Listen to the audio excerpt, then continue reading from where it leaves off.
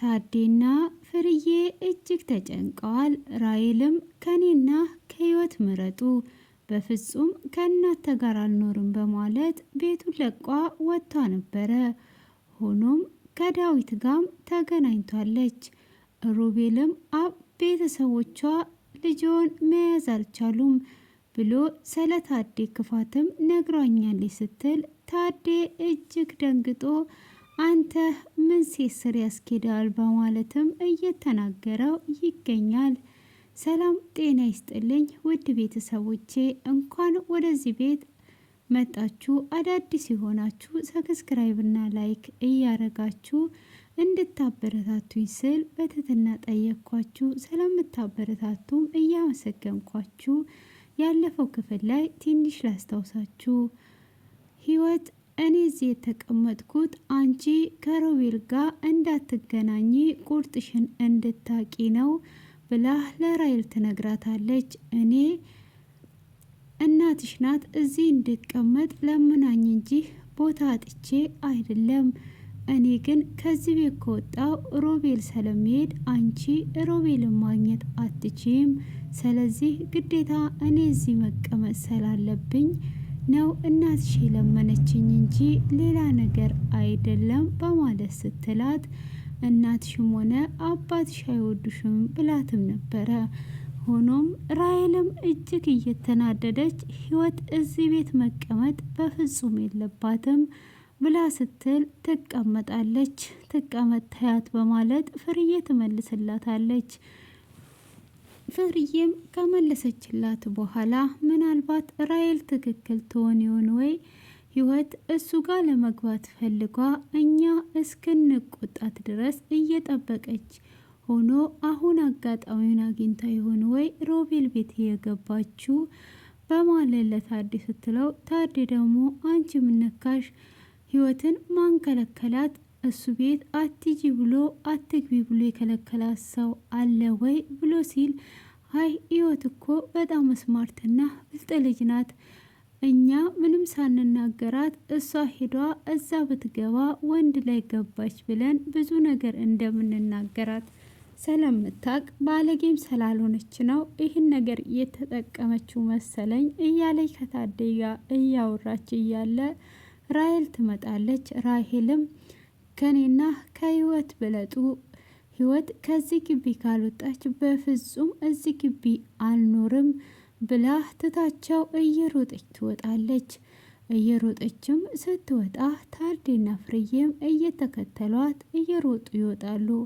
ሆኖም ሊያገኟት አልቻሉም። እሷም በአጋጣሚ እየሮጠች ስትሄድ ሮቤል ዳዊትን ታገኘዋለች። ዳዊትም ቆማ ሳለ ምን ሆነሽ ነው የደነገጥሽው?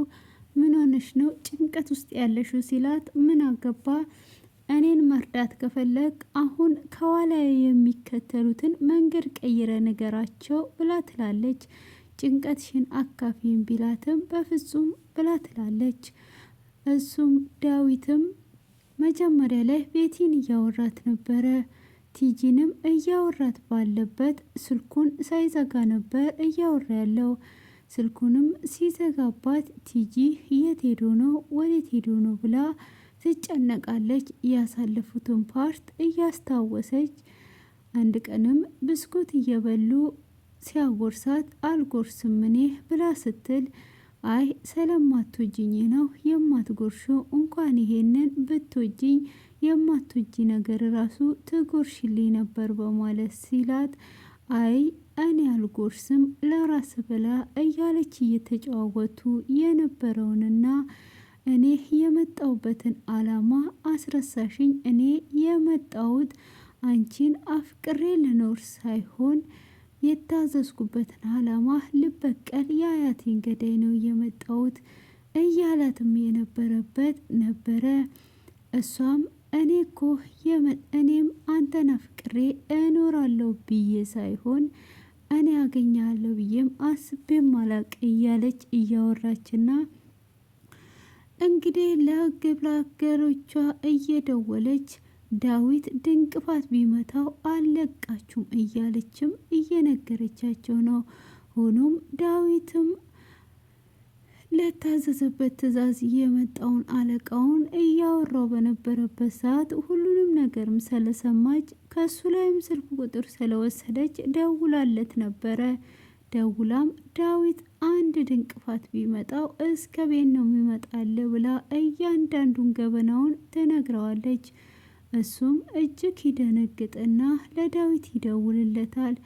ዳዊትንም ከሷ እንድትርቅ እፈልጋለሁ፣ ትገልሃለች፣ አሁን ራሱ ለእኔ ደውላልኝ ነበረ።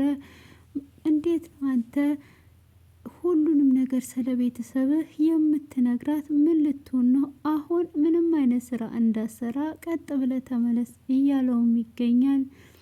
ሆኖም እንግዲህ እነ ፍርዬ እዚህ ጋር የሚያደርጉት ነገር ሁሉ ግራ ገብቷቸው መንገዱን ቢያስሱትም ሊያገኟት አልቻሉም። በዚህ በግራ በቀኝ ቢጠይቁ ሊያገኟት አልቻሉም። ራሔልም እንግዲህ ለሮቤል ደውላ ከቤተሰቦች ጋር ተጣልቻለሁ፣ አባቴ ከቤት አባርሮ አውጥቶኛል ብላ ትለዋለች ማለት ነው። እሱም እንዴት ያባርርሻል ሲላት አዎ አባሮኛል፣ ቤት የለውም ብላ ስትለው የት ልኖር እችላለሁ፣ አሁን የት ልምጣ ስትል አይ እኔ እመጣለሁ አገኝሻለሁ ብሎ ያገኛታል።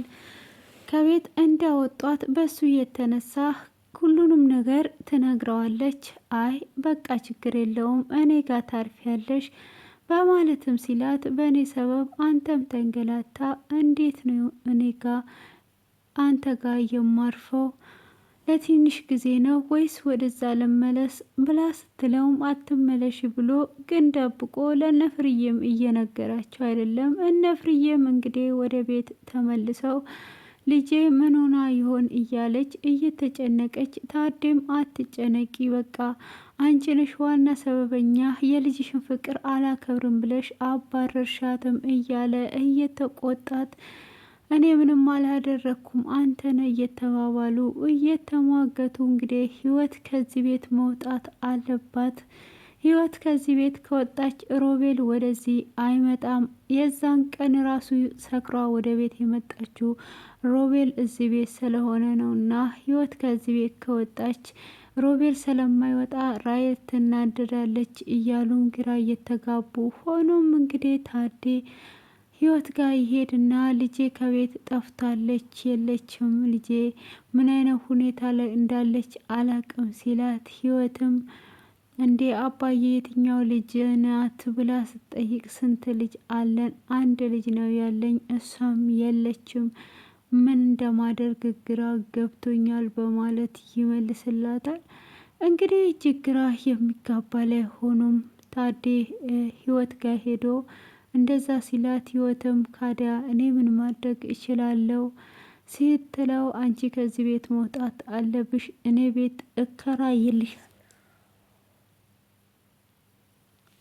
እከራይልሻለሁ ይላታል። እሷም እሺ ሮቤል ይምጣና እወጣለሁኝ ስትል ሮቤል እስኪመጣ ልጄ ብትጎዳስ ብሎ ሲላት አይ ምንም አትሆንም፣ የዛን ቀን በጨለማ ስታባርሩኝ እሱ ነው ወደ ቤቱ አምጥቶ ያኖረኝ፣ በጣም መልካም ሰው ነው፣ ስለዚህ አመስግኘው ነው የምወጣው ትለዋለች። እሱም ወደ ራሔል ጋር ሲደውል የራሔልም ስልክ አይሰራም።